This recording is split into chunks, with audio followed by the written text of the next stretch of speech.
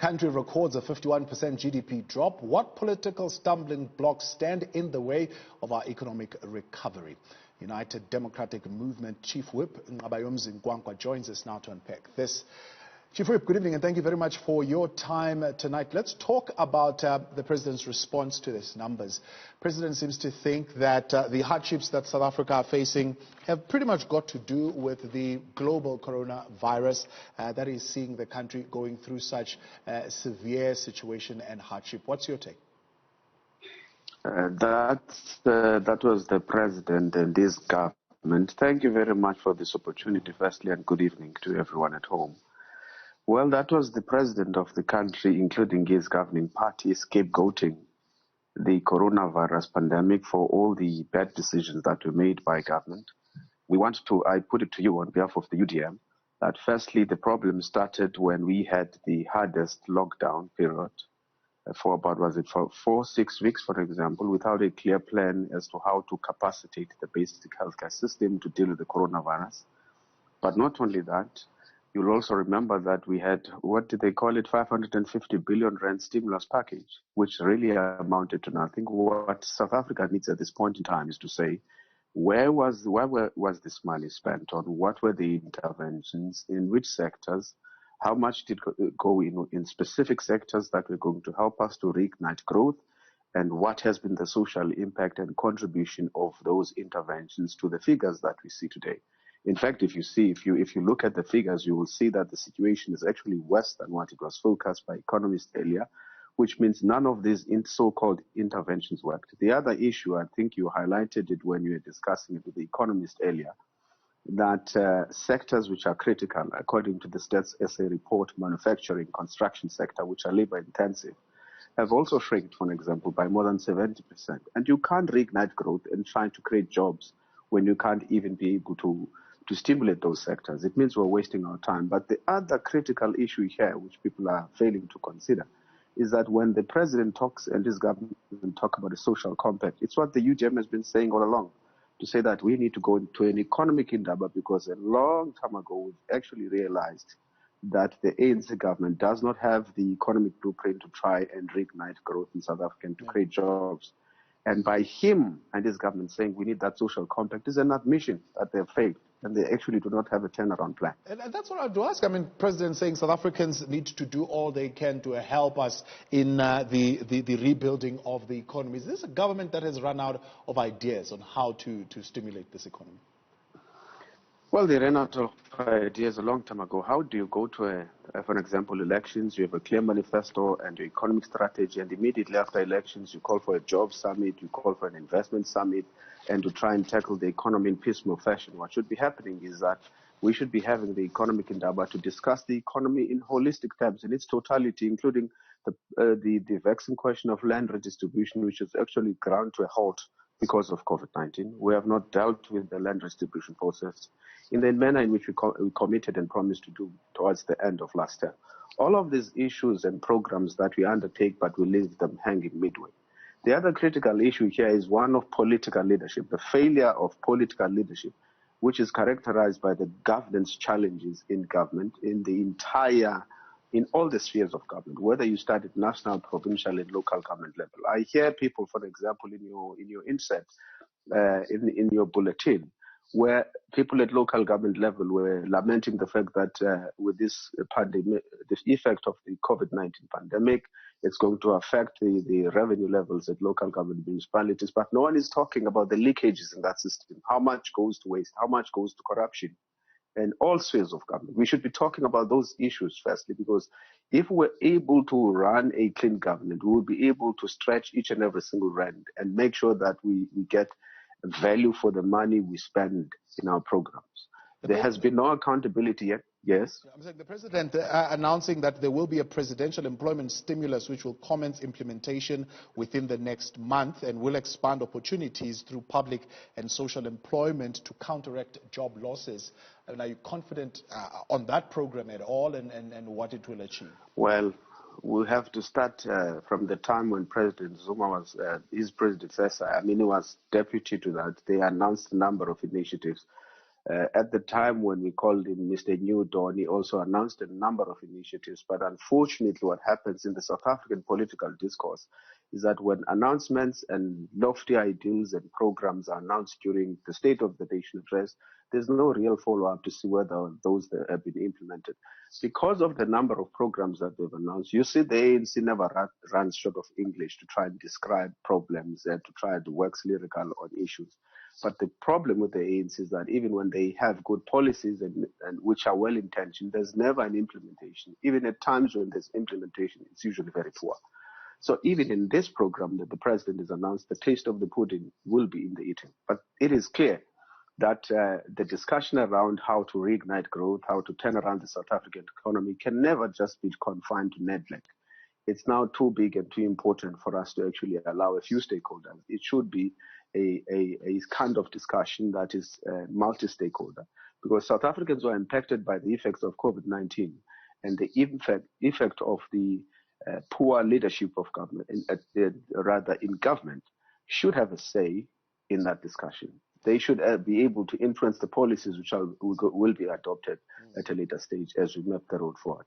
Is the National Assembly in agreement on this? Are you united on the economic trajectory that we need to take?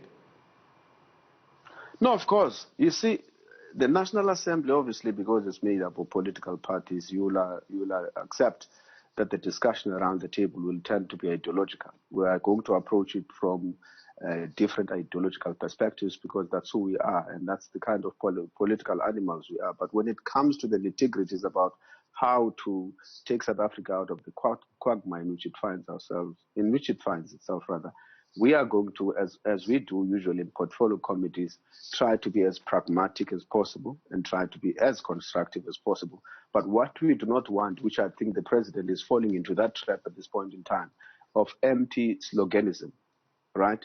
And superficial plans and programs that have not been well thought through and well considered. I want to give an example. The manufacturing sector, as you saw, the construction sector in particular, I want to talk about the construction sector, which has also contracted by more than 70%. The president says we need to invest in construction, or rather in capital formation. Let me use the economic term. It's capital formation, right? Invest in fixed infrastructure. But the very same government during the adjustments budget took money away from the maintenance of infrastructure. Isn't that contradictory? Yeah. If you were to look at the 500 billion rands that we keep on talking about, the stimulus package, you will see it's moving money around that was already committed in specific expenditure items of government. If you were to talk about this 500 billion rands in totality, it's actually about 130-something billion rands that we talk about, and not 500 billion rand stimulus package, because we're just moving money around and not introducing money into the system.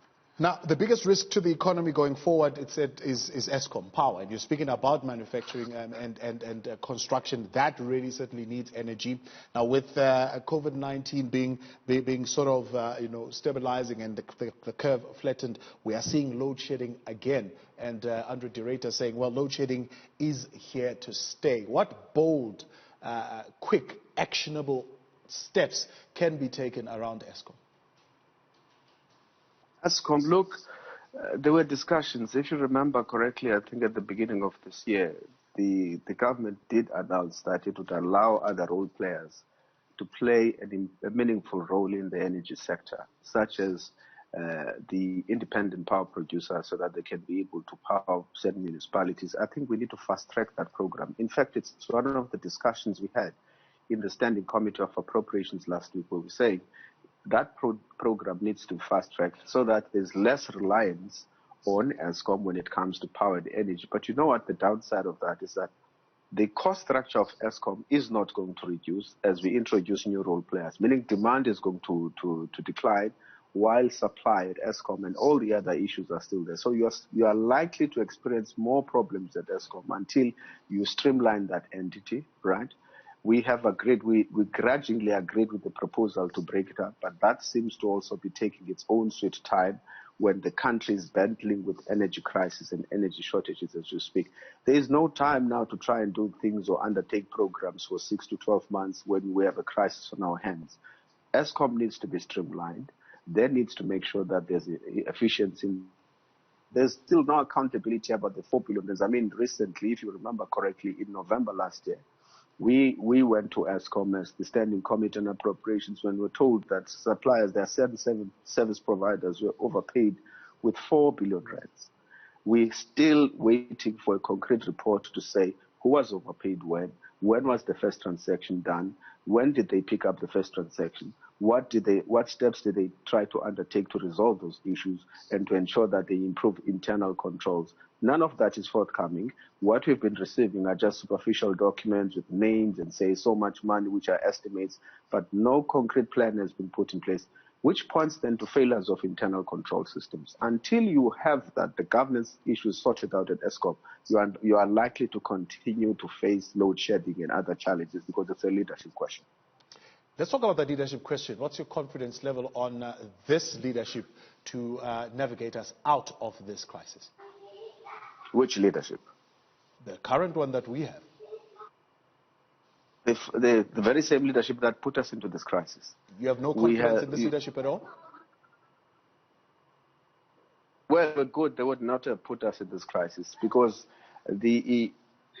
what we're seeing today, apart from the COVID-19 issues, which was unfortunate because no one could have planned for it or foreseen it, but the fact of the matter is we are where we are because of all the bad policy choices of government, right?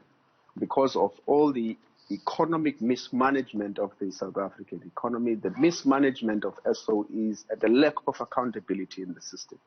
Those who have stolen money are yet to be brought to book.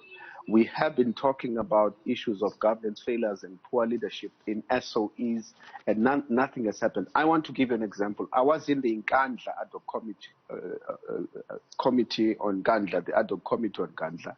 I was in the committee, SABC inquiry done by Parliament, IEC lease agreement, you name them. Almost all the inquiries that we've conducted in Parliament with good recommendations at the end of the report, I was part of them. But we'd be lucky if even 10% of that was factored into the policy framework of government or has been implemented thus far. It means there seems to be a lack of political will at times on the part of government to correct the wrong things that have become so endemic in the system, such as corruption, the governance challenges that are in the system, that beset the system on a daily basis. There seems to be a lack of political will to address these issues. Up until we address these issues, then we can say this government is serious about taking us out of this COVID.